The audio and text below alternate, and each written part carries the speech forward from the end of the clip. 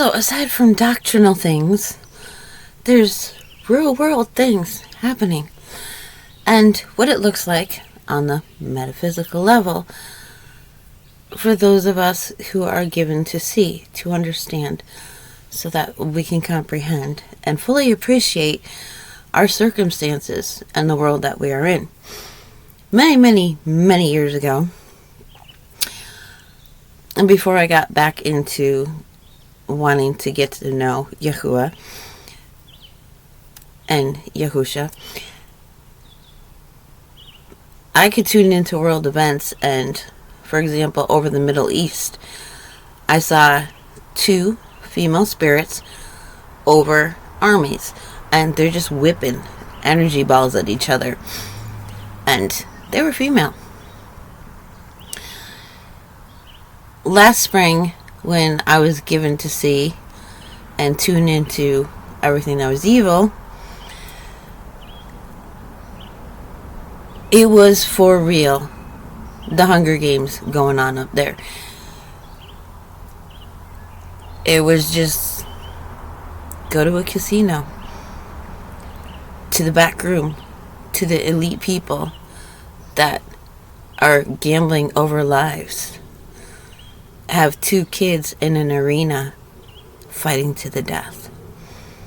They like hunting. They'll snag some illegal immigrant children. They'll bring them to the woods. And then each of them has their trained dogs, which are people with a dog setting, a dog programming. They do a certain sequence of hand signals and words and gestures that triggers the alter personality that is trained to act like a canine. Very much the Winter Soldier. And they'll send their dogs to hunt these children and corner them, and then they get to come and kill the children. And that's on the people level.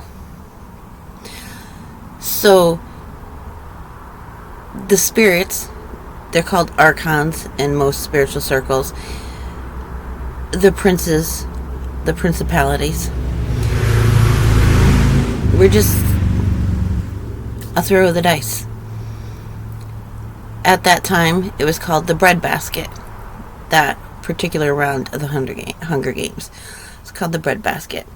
And the name stems from a very, very, very, very ancient story of 2 little children arguing over the female wants to continue to cook and gather her food in a woven basket, and the little boy insists on a iron skillet, cast iron skillet.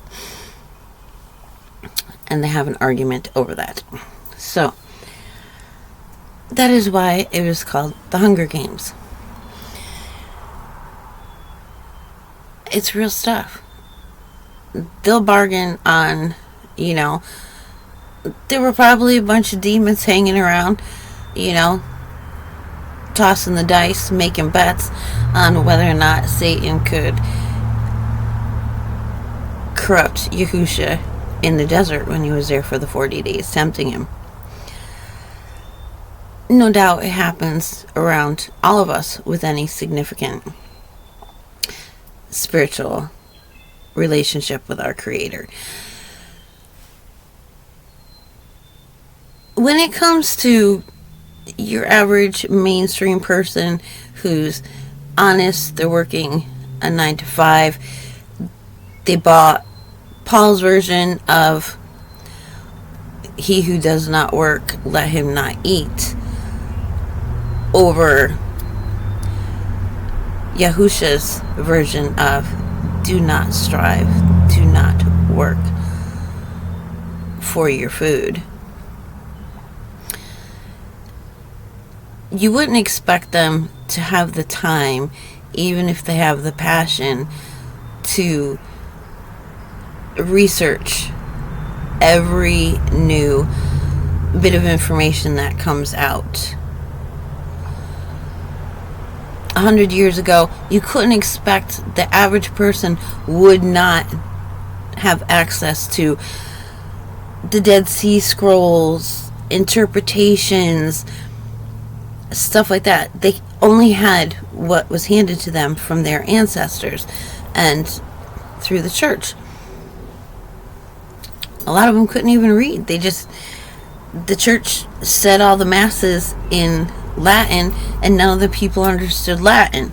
So you can't blame the people so much, but that's why you have so many rural peoples with experiences and visions and things like that apart from the church, because obviously the Holy Spirit isn't very much with the church. And that's understandable. Nowadays, nearly everybody has exposure to the name Yahushua over Jesus, and it's a very conscious. I see it in the YouTube content creators who have gained a big following. They will be exposed to somebody. They'll have them on their show who stresses the name of Yahushua over Jesus, and they still stick with Jesus because it's the mainstream. It's the biggest audience. It's where they're getting their money and their income. When it comes to churches themselves, they have no excuse. None whatsoever. And you think, oh, they're just too busy tending to their flock. No. There are armies of lawyers and scholars in every one of these religious organizations, watching every local law, every national law, federal law, however your country's organized, watching every law to see how it affects their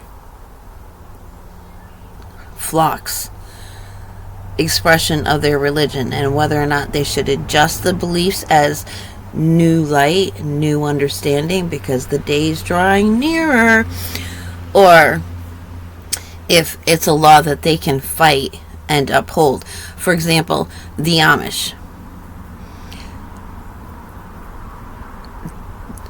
Man, props to them. Their doctrine may not be sound. There may be corruption, just as much in there as other churches, but they kept away from technology, demonic technology. That's what it is. The sciences, the magic, all of that from the fallen angels. They avoided that, and good on them. But now they're being forced to take COVID immunizations, while they're limiting the COVID immunizations being allowed to be given to mainstream people. They all keep an eye on the latest archaeological discoveries. All right, what truth is coming out, and how do we hide it? How do we manipulate it? How do we make it work in our favor? All of that. And they're up there gambling lives because y'all just cattle. That's it. We're just meat for the terror machine so that the lower demons can feed off the terror energy and drink the blood. It's just a system. And they've got it perfected. God allows it.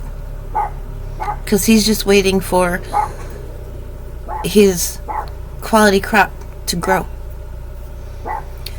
So, when it comes to people using the name Jesus, especially who are scholarly, reportedly, and authoritative, I make no excuse. I don't even listen to them anymore. I gotta go.